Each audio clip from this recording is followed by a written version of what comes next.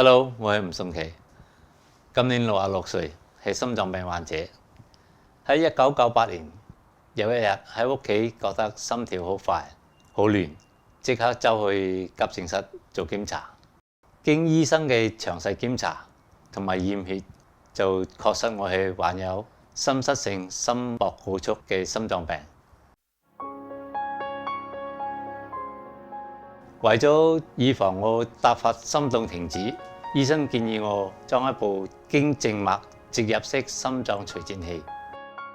當我心率不正嗰陣時咧，呢部機可以俾個電擊我，救翻我條命，等我心臟恢復正常跳動。裝咗心臟除顫器之後咧，我以為從此可以安枕無憂，好放心咁去工作。但係經過2年之後咧，突然間部機電擊我幾次，翻去做翻個檢查，先至知道原來入邊有條電極線損耗咗，令到除顫器感應錯誤電擊我。醫生就建議我再加多條電極線落去，因為要攞翻條舊嘅電極線咧，有好大嘅危險性。到2004年，第2條電極線都出現咗問題，醫生就同我做手術換翻部新嘅除顫器同埋電極線。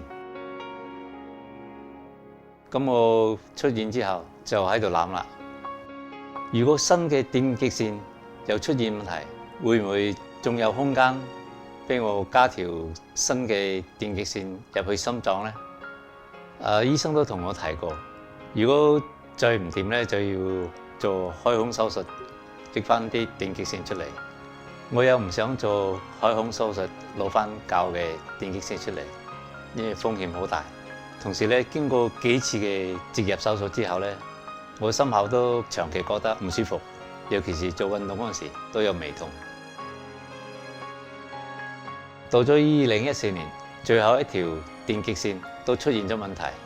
如果要繼續用除顫器保護我，就要冒險將舊嘅電極線全部攞晒出嚟。呢個過程可能會傷及心臟，兼夾會有生命嘅危險。但係今次心臟科醫生俾咗我個好消息，就係而家有新嘅發明，叫做全皮下直入式心臟除顫器，英文簡稱係 SICD。整個系統只係擺喺皮膚底下，唔需要接觸到心臟同埋血管，又可以避免血液感染同埋換電極線所發生嘅併發症。醫生又話呢個 SICD 喺美國已經得到認可。既然醫生咁有信心，又唔使裝電極線落心臟入邊，我梗係用呢個新嘅方法去保護我嘅心臟。裝完機頭1個月，我都覺得左邊胳肋底裝機位有啲唔舒服，但係之後咧就恢復正常，就冇晒痛感。